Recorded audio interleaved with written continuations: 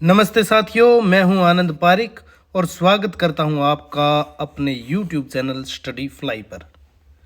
हिंदी साहित्य का इतिहास हम पढ़ रहे हैं और इसी कड़ी में श्रृंखला में क्लास संख्या 9 आज हमारी ये है, जिसमें हम आदिकाल के जो विभिन्न विद्वानों ने नामकरण वो पढ़ेंगे। क्या क्या नाम दिए हैं आदिकाल को, आदिकालीन परिस्थितियाँ कैसी थी, पृष्ठभूमि कैसी थी, जो राजनीतिक परिस्थिति थी, साहित्यिक, धार्मिक, आर्थिक परिस्थितियां कैसी थी वो पढ़ेंगे। आदिकालीन साहित्य की प्रवृत्तियां, मुख्य विशेषताएं क्या थी उस समय के साहित्य की। आदिकालीन साहित्य का वर्गीकरण जो विभिन्न विद्वानों के द्वारा किया गया वो सब हम पढ़ेंगे। इससे पहले की क्लास में हम क्या पढ़ चुके हैं, आदिकाल की समय सीमा है वो हम पढ़ चुके हैं। प्रथम कवि कौन था, प्रथम रचना क्या थी वो हम पढ़ चुके हैं। साहित्य का आरंभ कहाँ से माना जाए वो हम पढ़ चुके हैं। तो आज की क्लास में तो शुरू करते हैं। शुरू करने से पहले देखिए विद्यार्थियों, एक विनम्र निवेदन ये है कि आप वीडियो को लाइक, शेयर और इस चैनल को सब्सक्राइब ज़रूर कर दें।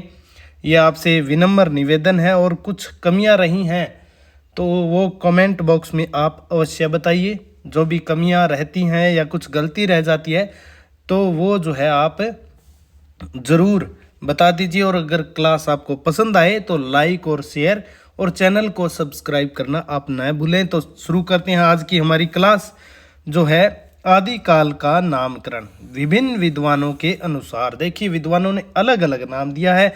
सर्वमान्य नाम आदिकाल का तो आदिकाल है ही, हजारी प्रसाद द्विवेदी जी ने कहा। तो सबसे पहले देखिए ग्रियर्सन ने नाम दिया चारण काल। आदिकाल को ग्रियर्सन ने क्या नाम दिया, पहला नाम हमारा चारण काल। और डॉक्टर राम कुमार वर्मा ने भी संधि काल और चारण काल कहा है।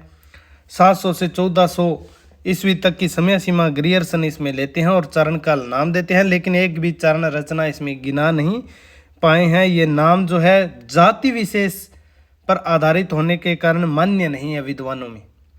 तो ये नाम लेकिन ग्रियर्सन ने चारण काल नाम दिया। मिश्र बंधुओं ने आरंभिक काल नाम दिया। पूर्व आरंभिक और उत्तर आरंभिक काल में विभाजन कर दिया। 700 विक्रमी संवत से लेकर 1444 विक्रमी संवत तक की समय सीमा इसमें समेटी है। तो आरंभिक काल नाम दिया मिश्र बंधुओं ने। यहाँ एक बात आप ये और याद रखिए कि गणपति चंद्र गुप्त ने प्रारंभिक काल या शून्य काल नाम दिया। डॉक्टर राम कुमार वर्मा इसके बाद देखिए 1938 हिंदी साहित्य का आलोचनात्मक इतिहास, आदिकाल को नाम देते हैं संधि काल व चारण काल। चारण काल नाम देकर एक संधि काल इसमें उन्होंने जोड़ दिया। हजारी प्रसाद द्विवेदी जी नाम देते हैं आदिकाल और सर्वथा उपयुक्त नाम इस काल के बारे में आदिकाल नाम को वो मानते हैं। तो ये एक निर्विशेष नाम है और यही सर्वमान्य नाम है, सभी विद्वान इस पर सहमत हैं। चलिए आगे देखिए।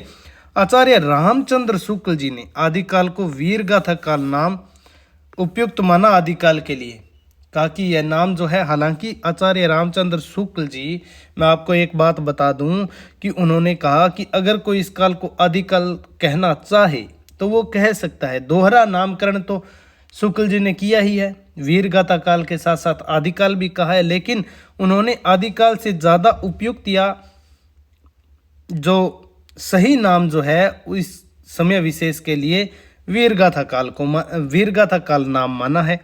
तो उन्होंने कहा कि वीरगाथा काल है अपनी तरफ से, तो बाकी कोई आदिकाल कहना चाहे तो कह सकता है। और हजारी प्रसाद द्विवेदी जी ने कहा कि आदिकाल ही इस काल के लिए सबसे उपयुक्त नाम है।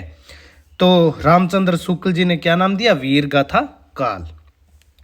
आचार्य शुक्ल जी ने साहित्य की प्रवृत्ति वीरगाथात्मक और 12 ग्रंथों के आधार पर आदिकाल को वीरगाथा काल नाम दिया। ये 12 ग्रंथ कौन कौन से हैं, ये 12 ग्रंथ हैं हमीर रासो, ये देखिए मोस्ट होगा आपके लिए,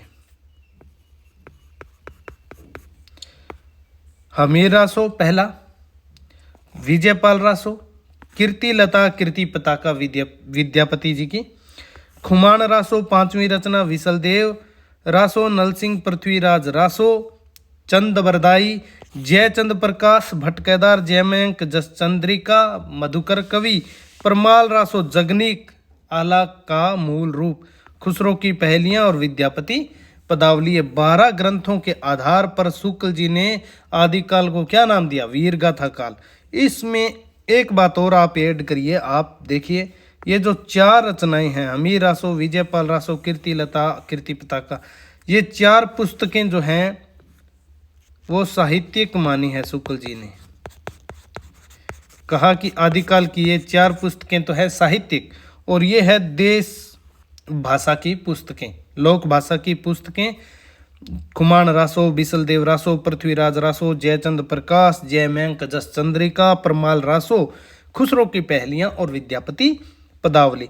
12 ग्रंथों के आधार पर वीरगाथा काल नाम दिया कि ये वीरगाथात्मक ग्रंथ है। अब इसमें भी ये दिक्कत आई कि क्या आई कि ये जैसे ये पृथ्वीराज रासो है, शुक्ल जी खुद कहते हैं कि ये तो अप्रमाणिक है, और ये जो है विसल देव रासो ये तो श्रृंगारिक रचना है, तो वीरगाथा काल नाम। खुसरो की पहेलियां, विद्यापति पदावली, पदावली भी श्रृंगारिक है और ये भी वीरगाथा से संबंधित नहीं है, खुसरो की पहेलियां भी। जयमंक जसचंद्रिका और जयचंद प्रकाश तो रचनाएं नोटिस मात्र है, मिली नहीं है अभी तक। हमीर रासो भी कोई मिली नहीं है रचना। विजयपाल रासो के साथ भी यही कहानी है। खुमान रासो, बाकी कुछ विद्वान कहते हैं कि प्रवर्ती युग की ये रचनाएं हैं। तो वीरगाथा काल नाम देने से जो अन्य प्रवृत्तियां हैं साहित्य की, जैसे कि खुसरो वाली ये मनोरंजन वाली, और विद्यापति की श्रृंगारिक, बिसल देव रासो की श्रृंगारिक प्रवृत्ति, भक्ति कालीन गद्य प्रवृत्तियां, वो सारी जो हैं वो पीछे छूट जाती हैं। तो वीरगाथा काल नाम इस काल के लिए उपयुक्त नहीं माना प्रवृत्ति विद्वानों ने। तो देखिए, गणपति चंद्र गुप्त ने क्या नाम दिया? प्रारंभिक काल। आरंभिक काल किसने दिया? मिस्र बंधुओं ने। गणपति चंद्र गुप्त ने आदिकाल को नाम दिया प्रारंभिक काल या शून्य काल, पूछा जा सकता है। चंद्रधर शर्मा गुलेरी अपभ्रंश काल, पुरानी हिंदी काल, क्योंकि गुलेरी जी ने ही सबसे पहले कहा था कि उत्तर अपभ्रंश जो है वही पुरानी हिंदी है। तो पुरानी हिंदी का काल। धीरेन्द्र वर्मा ने भी अपभ्रंश काल, मैंने देखिए इकट्ठे लिख दिए हैं यहाँ पर, जिसने भी अपभ्रंश काल नाम दिया है। चंद्रधर शर्मा गुलेरी अपभ्रंश काल, पुरानी हिंदी काल। धीरेन्द्र वर्मा अपभ्रंश काल। डॉक्टर बच्चन सिंह अपभ्रंश काल ही इन्होंने कहा है, और कहा जातीय साहित्य का उदय। राम प्रसाद मिश्र ने संक्रांति काल, राम प्रसाद मिश्र ने संक्रांति काल, और संक्रमण काल किसने कहा? राम खिलावन पांडे और हरिश्चंद्र वर्मा ने। श्याम सुंदर दास ने क्या नाम दिया? वीर काल और अपभ्रंश काल। तो अपभ्रंश काल किन किन विद्वानों ने नाम दे दिया? चंद्रधर शर्मा गुलेरी जी ने नाम दे दिया, डॉक्टर धीरेन्द्र वर्मा ने नाम दे दिया, बच्चन सिंह और श्याम सुंदर दास। चलिए आगे देखिए, विश्वनाथ प्रसाद मिश्र हिंदी साहित्य का अतीत वीर काल नाम दिया इन्होंने आदिकाल को। आगे रामशंकर शुक्ल रसाल 1931 में हिंदी साहित्य का इतिहास इन्होंने लिखा। हिंदी साहित्य का की बाल्यावस्था का काल, काल विभाजन में भी हमने पढ़ा था। हिंदी साहित्य की बाल्यावस्था का काल, या आप यूं समझिए शॉर्ट में बाल्यावस्था का काल। अंधकाल नाम भी दिया, और जय काव्य काल भी नाम इनका है। विश्वनाथ प्रसाद मिश्र ने वीर काल, श्याम सुंदर दास ने भी वीर काल कहा है, और अपभ्रंश काल भी कहा है। तो रामशंकर शुक्ल रसाल ने, यहाँ कई विद्वान जो है रमाशंकर शुक्ल रसाल भी कई पुस्तकों में जो है वो लिखा हुआ मिलता है। हिंदी साहित्य का बाल्यावस्था का काल, अंधकाल, जय काव्य काल, रसाल ने ये 3 नाम दिए। पृथ्वीनाथ कमल कुलश्रेष्ठ ने अंधकार काल। इन दोनों में देखिए आपने ध्यान रखना है, अंधकाल किसने कहा? रसाल ने, रामशंकर शुक्ल रसाल ने। और अंधकार काल किसने कहा? पृथ्वीनाथ कमल कुलश्रेष्ठ ने। वासुदेव सिंह ने उद्भव काल कहा।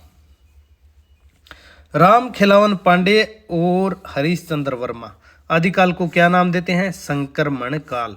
संक्रमण, संयोजन, संचयन काल नाम इन्होंने दिया था। सुमन राजे व मोहन अवस्थी, सुमन राजे व मोहन अवस्थी आधार काल नाम देते हैं किसे? हिंदी साहित्य का आधार है, आधार काल नाम देते हैं। आचार्य महावीर प्रसाद द्विवेदी जी बीज वपन काल, वपन माने बोना होता है, बीज जिस समय हिंदी साहित्य का बीज बोया गया वो बीज वपन काल। राहुल सांकृत्यायन ने सिद्ध सामंत काल, देखिए सिद्ध तो रचना कर रहे थे और सामंत जो है वो रचना करवा रहे थे, उनके यशोगान से भरी हुई रचनाएं उस समय हो रही थी। तो सिद्ध सामंत काल। विजयेंद्र स्नातक ने वीर प्रशस्ति का युग कहा आदिकाल को। शंभुनाथ सिंह ने आदिकाल को क्या कहा? प्राचीन काल। तो आगे देखिए, हजारी प्रसाद द्विवेदी ने आदिकाल को अत्यधिक व्याघातों और विरोधों का काल कहा। विरोध और व्याघातों का काल तो है ही, जब हम इसकी पृष्ठभूमि देखेंगे। शुक्ल जी ने आदिकाल को क्या कहा? अनिर्दिष्ट लोक प्रवृत्ति का युग। कहा कि कोई भी एक प्रवृत्ति इसमें नहीं मिलती है, अनिर्दिष्ट प्रवृत्ति वाला ये युग है, दिखाई नहीं देती है, निर्दिष्ट नहीं है कोई प्रवृत्ति। शैलेश जैदी ने आदिकाल को आविर्भाव काल कहा। तो हमने सभी विद्वानों का काल विभाजन देखिए, नामकरण पढ़ लिया है। गरियरसन चारण काल, मिश्र बंधु आरंभिक काल, संधि काल, चारण काल, डॉक्टर राम कुमार वर्मा, हजारी प्रसाद द्विवेदी, आदिकाल, सभी का आप जो है स्क्रीनशॉट लेकर आप बाद में इसे पढ़ सकते हैं। अपभ्रंश काल 3-4 विद्वानों ने कहा, चंद्रधर शर्मा गुलेरी, डॉक्टर धीरेन्द्र वर्मा, बच्चन सिंह, श्याम सुंदर दास आदि। विश्वनाथ प्रसाद मिश्र ने वीरकाल और रसाल ने हिंदी साहित्य की बाल्यावस्था का काल, अंधकाल, जय काव्य काल। पृथ्वीनाथ कमल कुलश्रेष्ठ ने अंधकार काल नाम दिया। वासुदेव सिंह ने उद्भव काल आदिकाल को कहा। तो ये सब नाम हो गए विभिन्न विद्वानों के द्वारा। अब हम आदिकालीन परिस्थितियां कैसी थी, तो सबसे पहले राजनीतिक परिस्थिति को देख लेते हैं, कैसी उस समय की जो है वो परिस्थितियां थी। आदिकाल राजनीतिक संघर्ष, उथल पुथल, पारस्परिक गृह कलह, पराजय और अव्यवस्था का काल था। एक लाइन में सभी कुछ आ गया है। देखिए, राजनीतिक संघर्ष था, उथल पुथल, पारस्परिक गृह कलह और षड्यंत्र चलते रहते थे राज दरबारों के अंदर, पराजय और अव्यवस्था का काल था। सम्राट हर्ष 606 से 647 ईस्वी की मृत्यु के बाद भारत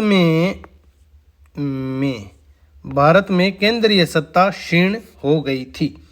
अब जब तक हर्ष था तब तक तो एकजुट बनाए हुए था, केंद्रीय सत्ता थी, लेकिन हर्ष की मृत्यु के बाद केंद्रीय सत्ता जो है वो क्षीण हो गई और छोटे छोटे राज्य जो है, राजपूती राज्य, उनका उद्भव हो गया और दिल्ली यानी कि उत्तर भारत में वो जो है वो सल्तनत शासन व्यवस्था स्थापित हो गई। तो स्वतंत्र राजपूत राजधानियों का उदय, हिंदू शासकों का पारस्परिक युद्ध और आपसी वैमनस्य, गृह कलह, विघटन इत्यादि के कारण सर्वत्र अशांति और अराजकता का माहौल था। आपस में लड़ना जो है इन छोटे छोटे राज्यों के लिए ये बहुत ही मतलब अनिवार्य सा हो गया था। एक तरीके से ये आपस में बात बात पर झगड़ते थे।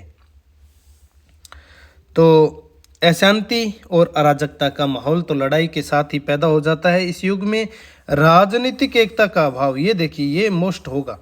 आदिकाल में राजनीतिक एकता का अभाव है और राष्ट्रीय भावना लोप हो गई है। बस अपने अपने राज्य को ही सब कुछ समझते हैं। छोटे छोटे राज्य हैं, किसी के पास 3 गांव का, किसी के पास 5 गांव का, 10 गांव का, इस तरह से अपने छोटे छोटे जो है उस एरिया विशेष के अंदर ही वो उनकी जो है वो भावना सिमट कर रह गई है और उसी के लिए वो हरदम लड़ते रहते हैं।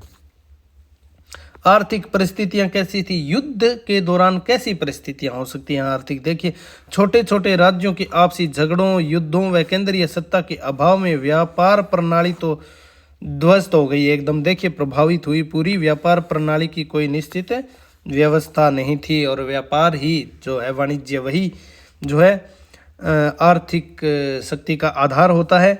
तो मध्यम व निम्न वर्गों की दयनीय स्थिति थी। अधिकांश लोग कृषि व मजदूरी पर आश्रित थे। अब देखिए, आर्थिक के बाद सामाजिक परिस्थितियां कैसी थी? राजनीतिक परिस्थितियां हमने देख ली, सामाजिक परिस्थितियां, समाज में क्या चल रहा था आदिकाल के समय? आदिकाल का समाज तमाम रूढ़ियों, परंपराओं, बाह्याडंबरों, ऊंच नीच, छुआछूत, जात पात की भावनाओं से आक्रांत था।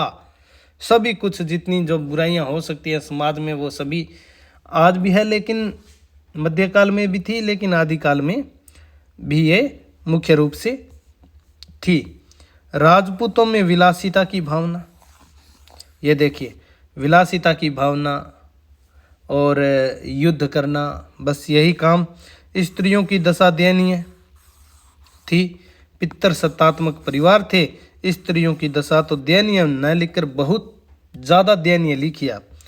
उच्च वर्ग के लोग सुख भोगी व विलासी, निम्न वर्ग के लोग श्रमशील व शोषित थे। ये समाज था। सामाजिक स्थिति ह्रासोन्मुख थी। तो ये था समाज का। अब धार्मिक परिस्थितियां कैसी थी? अस्थिर थी, अगर एक शब्द में कहें। क्या कारण था? शैव, वैष्णव, जैन, बौद्ध इत्यादि विभिन्न मतों के मध्य जो है वो संघर्ष हो रहा था। साधारण जनता में मूर्ति पूजा, बहुदेववाद, ध्यान, योग, तंत्र मंत्र, जादू टोना, अंधविश्वास इत्यादि के प्रति विश्वास बढ़ गया था, यानी कि साइंटिफिक टेम्परामेंट की समाप्ति, वैज्ञानिक दृष्टिकोण का अभाव। तो अंधविश्वास इत्यादि के प्रति विश्वास बढ़ गया। पुजारी और धर्माधिकारियों में धन लोलुपता, अधिकार लोलुपता वह विलास प्रियता ने घर कर लिया। धार्मिक दृष्टि से आदिकाल अराजकता और स्वेच्छाचार का काल था। हिंदू धर्म पतन की ओर उन्मुख हो रहा था। तो ये धार्मिक स्थिति थी उस समय। साहित्यिक परिस्थितियां कैसी थी? समृद्ध थी। देखिए अच्छा साहित्य इसमें लिखा गया। एक और इस काल में आनंदवर्धन, अभिनव गुप्त, कुंतक, मम्मट, राजशेखर, विश्वनाथ, जयदेव इत्यादि विद्वानों ने संस्कृत साहित्य की समृद्ध परंपरा विकसित की। जैन और सिद्ध कवियों ने प्राकृत एवं अपभ्रंश साहित्य में श्रीवृद्धि की। राजस्थान के राजाओं से संबंधित चारण अथवा भाट कवियों ने वीर प्रशस्ति मूलक साहित्य प्रचुर मात्रा में रचा। और उत्तर भारत में मुस्लिम राज्य स्थापित होने के उपरांत उनके राजाश्रित कवियों और शायरों द्वारा विनोदपरक एवं मनोरंजनात्मक साहित्य रचा गया, जैसे खुसरो का साहित्य। तो ये साहित्यिक परिस्थितियां थी उस समय की। आदिकालीन साहित्यिक परिस्थितियां समृद्ध थी, कुल मिला के बढ़िया थी, अच्छा साहित्य रचा जा रहा था। अब देखिए आदिकाल की मुख्य विशेषताएं क्या क्या हो सकती है। तो आदिकाल की मुख्य विशेषताएं, भाव पक्ष विषयक विशेषताएं, वीरता की प्रवृत्ति थी। देखिए आदिकालीन साहित्य की सर्वप्रमुख प्रवृत्ति जो है आपको वीरता की मिलेगी। और रासो साहित्य है, और रासो ग्रंथों का ज़्यादा से ज़्यादा लिखा जाना। पृथ्वीराज रासो, चंदबरदाई, परमाल रासो, जगनीक आदि वीरता की अत्युत्कृष्ट रचना जो है वो इस काल के अंदर वो रची गई हैं। तो वीरता की प्रवृत्ति इस काल की एक प्रधान जो है वो प्रवृत्ति है। श्रृंगारिकता भी इस काल में है। देखिए दूसरी विशेषता या प्रवृत्ति, वीरता के साथ साथ श्रृंगारिकता की प्रवृत्ति आदिकाल की उल्लेखनीय विशेषता है। बिसल देव रासो श्रृंगारिक रचना है। पदावली जो विद्यापति की है श्रृंगारिक रचना है। संदेश रासक आदि रचनाएं इसका उदाहरण है। इस काल में संयोग श्रृंगार का चित्रण अधिक हुआ है। हालांकि वियोग श्रृंगार का भी हुआ है, लेकिन संयोग का ज़्यादा माना है डॉक्टर विवेक शंकर ने अपनी पुस्तक में।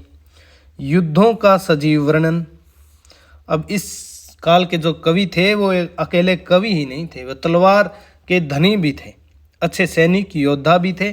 कवि स्वयं युद्धों में हिस्सा लेते थे। फलतः इनके द्वारा युद्धों का सजीव और जीवंत चित्रण जो है चित्रण किया गया है। यहाँ ये लिखिए चित्रण किया गया है। उदाहरण के लिए पृथ्वीराज रासो का ये देखिए, उठी राज पृथ्वीराज, बाग मनो लग वीर नट, कड़त तेग मन वेग, लखत मनो बिजू भट्ट घट। तो युद्धों का जो है वो सजीव चित्रण इसमें किया गया है। अब जो आदिकालीन साहित्य भाव पक्ष विषयक विशेषताएं हम देख रहे हैं, वीरता की विशेषता हो गई, वीरता की प्रवृत्ति हो गई, आदिकालीन साहित्य में श्रृंगारिकता है, युद्धों का जो चित्रण है वो बहुत ही सजीव है, एकदम जीवंत चित्रण है। भाव पक्ष विषयक अन्य विशेषताएं और देख लेते हैं हम। आश्रयदाताओं की प्रशंसा, बस यही तो कुछ हुआ है। राष्ट्रीयता का अभाव पाया जाता है, देखिए इनमें।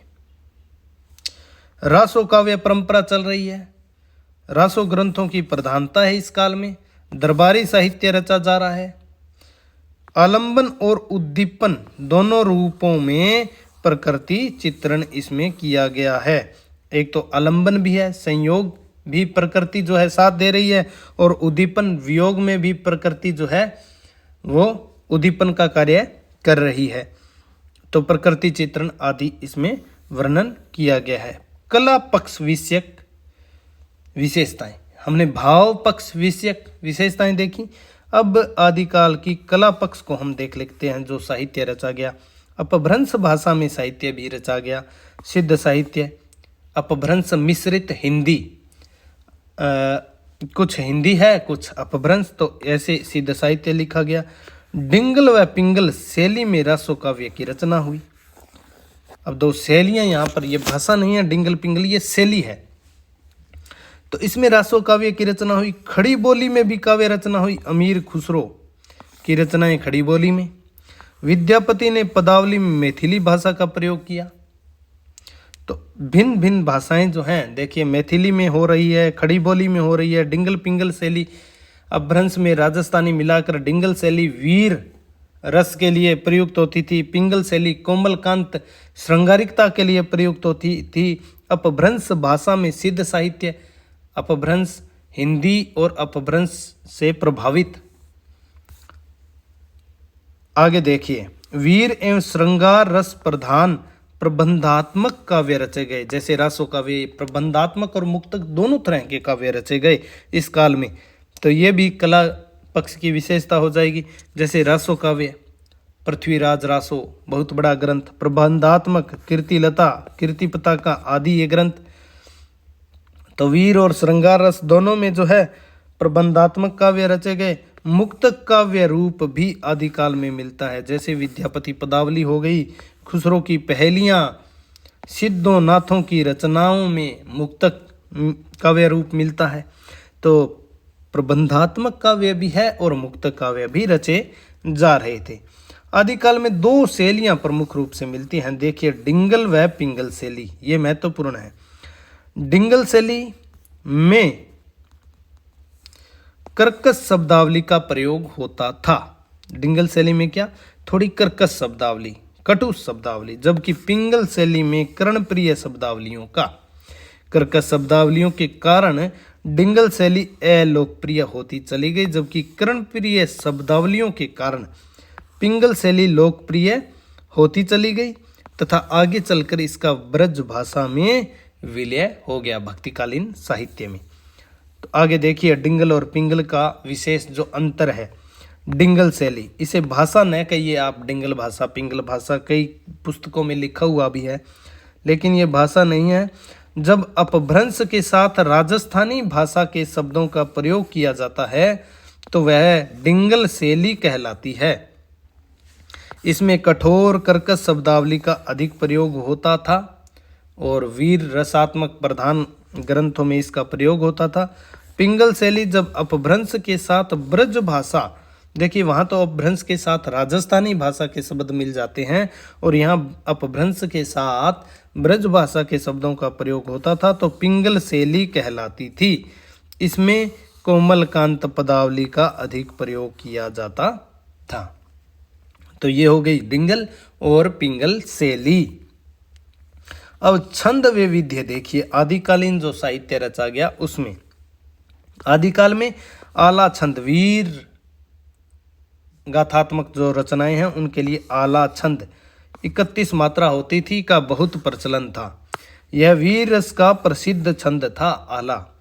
दोहा, रासा, तोमर, त्राटक, नाराच, पद्धति, अरिल इत्यादि छंदों का प्रयोग आदिकालीन साहित्य में मिलता है। बहुत सारे छंदों का प्रयोग जो है आदिकालीन साहित्य में किया जाता था और छंद वैविध्यता एक विशेषता है आदिकालीन साहित्य की। पृथ्वीराज रासो उदाहरण देखिए, पृथ्वीराज रासो को छंदों का अजायब घर भी कहा जाता है। क्यों?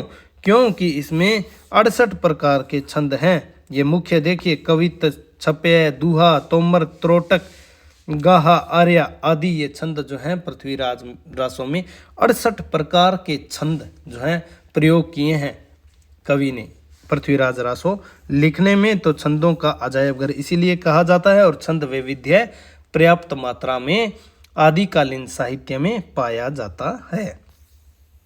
आगे देखिए, अपभ्रंश में 15 मात्राओं का एक चौपाई, नेमिना चौपाई, जैसे हम अपभ्रंश साहित्य में पढ़ते हैं, छंद मिलता है। हिंदी में चौपाई में एक मात्रा बढ़ाकर चौपाई 16 मात्राओं का छंद होता है। चौपाई के रूप में इसे अपनाया, अर्थात चौपाई 16 मात्राओं का छंद है। चौपाई के साथ दोहा रखने की पद्धति जो कड़वक कहलाती थी और ये कड़वक का प्रयोग होता था। अपभ्रंश में तो होता ही होता था कड़वक का। कड़वक का प्रयोग आगे चलकर भक्ति काल में जायसी जैसे पद्मावत में किया है और तुलसी ने भी किया है। 7 अर्दालियों के बाद दोहा रखना, कुछ चौपाइयों के बाद जो है एक दोहा रख देना, इस तरह से ये जो है कड़वक पद्धति कहलाती है। कुछ 7-8 चौपाइयाँ रख दी, फिर एक दोहा रख दिया, फिर चौपाइयाँ, फिर एक दोहा, ये कड़वक पद्धति। अपभ्रंश से ये जो है पद्धति आगे भक्ति काल में और ये जो है आगे आई। आदिकालीन साहित्य में लगभग सभी, अब अलंकार देखिए, शब्दालंकारों व अर्थालंकारों का प्रयोग हुआ है। अतियुक्ति, अतिशयोक्ति। अतिशयोक्ति किसी चीज का बढ़ा चढ़ाकर वर्णन करना, और बहुत ही बढ़ा चढ़ाकर वर्णन करना, ऐसा कि कल्पना से ही बाहर हो जाए, अतियुक्ति। अतियुक्ति और अतिशयोक्ति ये तो आपको पता ही है, वीर गाथात्मक ग्रंथ है। चारण जो हैं वो अपने आश्रयदाता राजा की प्रशंसा में तो फिर अतियुक्ति और अतिशयोक्ति अलंकारों का ही जो है वो प्रयोग करेंगे। सलेस, उपमा, यमक, अनुप्रास आदि अलंकारों की प्रधानता रही। देखिए वैसे तो सभी अलंकारों का प्रयोग हुआ है, लेकिन अतियुक्ति, अतिशयोक्ति, सलेस, उपमा, यमक, अनुप्रास आदि अलंकारों की प्रधानता रही। जैसे पृथ्वीराज रासों में अनुप्रास और यमक अलंकारों की प्रधानता मानी जाती है। अब देखिए आगे, ये तो हो गई इसकी विशेषताएं, कला पक्ष विषयक विशेषताएं आदिकालीन साहित्य की। अब हम क्या देख रहे हैं? अब हम देख रहे हैं आदिकाल की उपलब्ध सामग्री, क्या क्या सामग्री उपलब्ध है और क्या क्या हमें पढ़ना पड़ता है। आदिकालीन हिंदी साहित्य की उपलब्ध सामग्री के 2 रूप हैं। देखिए, एक पहला रूप कैसा है? जिनकी भाषा तो हिंदी है परंतु अपभ्रंश के प्रभाव से पूर्णतः मुक्त नहीं है, वे रचनाएं हैं, वो साहित्य है। कौन सा साहित्य? जिसकी भाषा तो हिंदी है परंतु अपभ्रंश के प्रभाव से पूर्णतः मुक्त वो नहीं है। अपभ्रंश मिश्रित है, सिद्धों की रचनाएं, और कुछ ऐसे रचनाकार भी उस समय थे जो एक साथ अपभ्रंश में भी लिख रहे थे, अवहट में भी लिख रहे थे, संस्कृत में भी लिख रहे थे और हिंदी में भी लिख रहे थे। हिंदी में पदावली, मैथिली भाषा में विद्यापति की कीर्तिलता, कीर्तिपता का अवहट में, और संस्कृत में भी विद्यापति रचना कर रहे थे। तो उस समय कुछ जो है कुछ सिद्ध ऐसे भी थे, कुछ जैन रचनाकार भी ऐसे थे जो अपभ्रंश में भी लिख रहे थे और हिंदी में भी लिख रहे थे। तो इन्हें अलग करना बहुत ही मुश्किल काम होता है, लेकिन जिनकी भाषा तो हिंदी है परंतु अपभ्रंश के प्रभाव से पूर्णतः मुक्त नहीं है, वे क्या आ जाएंगी? हिंदी साहित्य में आ जाएंगी। रचनाएं हमारे जो हैं वो पाठ्यक्रम में आ जाएंगी। दूसरी, अपभ्रंश के प्रभाव से मुक्त हिंदी रचनाएं, ये तो पूरी शुद्ध हिंदी की हो ही गई जो अपभ्रंश के प्रभाव से पूर्णतः मुक्त है। अब ऐसी रचनाएं कौन कौन सी हैं? देखिए, अपभ्रंश प्रभावित हिंदी की रचनाएं, जिन पर ऐसी रचनाएं जिन पर अपभ्रंश का प्रभाव है। सिद्ध साहित्य अपभ्रंश प्रभावित है। श्रावकाचार, देवसेन की 933 ईस्वी की रचना, हिंदी की पहली रचना। श्रावक धर्म का 250 दोहों में वर्णन किया गया है। श्रावकाचार अपभ्रंश प्रभावित हिंदी की रचना। इसका आप स्क्रीनशॉट ले लीजिए। नाथ साहित्य भी अपभ्रंश प्रभावित माना डॉक्टर नगेंद्र ने। राउलवेल गद्य पद्य रोडा की रचना है, चंपू काव्य है, वह भी अपभ्रंश प्रभावित। उक्ति व्यक्ति प्रकरण गद्य है, रचना दामोदर शर्मा की रचना। बरतेश्वर बाहुबली रास, यह भी अपभ्रंश प्रभावित। शालिभद्र सूरी 1184 में लिखते हैं। मीरासो सारंगधर अपभ्रंश प्रभावित है। प्राकृत पेंगलम में कुछ इसके छंद मिले हैं, ये रचना तो अभी प्राप्ति नहीं हुई है, उसी के आधार पर शुक्ल जी कहते हैं कि यह अमीरासो। वर्ण रत्नाकर ज्योतिरीश्वर ठाकुर, तो वर्ण रत्नाकर गद्य की रचना, ज्योतिरीश्वर ठाकुर की रचना, और ये जो है मैथिली की है, अपभ्रंश प्रभावित हिंदी की रचनाएं। ये हो गई अपभ्रंश प्रभावित हिंदी की रचनाएं। अब देखिए अपभ्रंश के प्रभाव से मुक्त हिंदी की रचनाएं आदिकाल में कौन कौन सी मुख्य हो जाएंगी। खुमान रासो, दलपति विजय, ढोला मारूरा दूहा, कुशल लाभ, बिसल देव रासो, नल सिंह, पृथ्वीराज रासो, चंद्रबरदाई, प्रमाल रासो, जगनिक, जयचंद प्रकाश भट्ट केदार, जयमेंक जस चंद्रिका, मधुकर कवि, चंदन बाला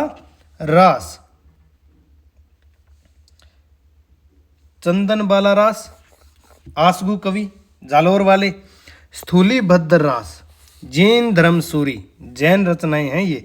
रेवंत गिरी रास, विजय सेन सूरी, नेमिनाथ रास जो लिखा था किसने, ये शायद लिखा था सुमति गुणी ने।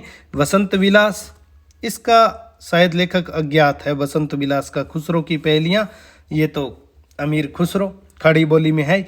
ये रचनाएं जो हैं अपभ्रंश के प्रभाव से मुक्त हैं। लगभग हमें यही रचनाएं इन आदिकाल में पढ़नी है, कुछ और हैं लेकिन मुख्यतः यही रचनाएं हैं। तो अपभ्रंश प्रभावित हिंदी की रचनाएं, अपभ्रंश के प्रभाव से मुक्त हिंदी की रचनाएं हम जो है आदिकाल में देखेंगे। आगे देखिए, आदिकाल की सामग्री का अध्ययन की दृष्टि से वर्ग विभाजन, काव्य धाराएं कौन कौन सी।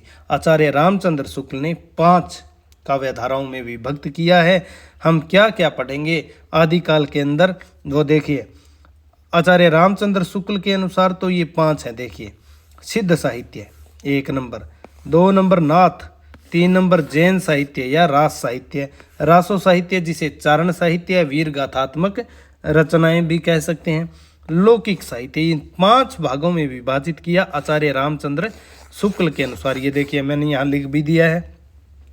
लेकिन हम 2 चीज़ें और पढ़ेंगे, गद्य साहित्य अलग करके पढ़ लेंगे आदिकाल का, और अपभ्रंश प्रभावित हिंदी की रचनाएं भी हम इसमें देखेंगे। अपभ्रंश प्रभावित जैसे शंभू की रचनाएं, पुष्पदंत की, और ये जो रचनाएं हैं वो हम सारी की सारी इसमें देख लेंगे। तो अध्ययन की सामग्री जो काव्य धाराएं या वर्ग विभाजन इन्होंने किया है सामग्री का आदिकाल का, तो सिद्ध साहित्य, नाथ साहित्य, जैन साहित्य जिसे रास साहित्य भी कहेंगे, रासो साहित्य जिसे चारण या वीर गाथात्मक साहित्य भी कहेंगे, लौकिक साहित्य भी इसमें आएगा, गद्य साहित्य जिसमें राउल, वेल, वर्ण रत्नाकर, उक्ति व्यक्ति प्रकरण, ये 3-4 रचनाएं इसके अंदर आएंगी, और अपभ्रंश प्रभावित हिंदी की रचनाएं। तो आज के लिए इतना ही। कल हम आदिकाल के जो ये अध्ययन सामग्री है, ये रचनाएं हैं, सिद्ध साहित्य से हम जो है आदिकाल के अंदर हम कल जो है सिद्ध साहित्य पढ़ेंगे। और अब यहीं हमारे इस वीडियो को विराम देते हैं, इस क्लास को विराम देते हैं, समाप्त करते हैं। तो सबसे विनम्र निवेदन यही है कि आप ज़्यादा से ज़्यादा अगर आपको पसंद आए ये क्लास तो इसे लाइक कीजिए, शेयर कीजिए और चैनल को अवश्य सब्सक्राइब कीजिए। तो कल हम पढ़ेंगे सिद्ध साहित्य आदिकाल के अंदर, और तब तक के लिए धन्यवाद, नमस्कार।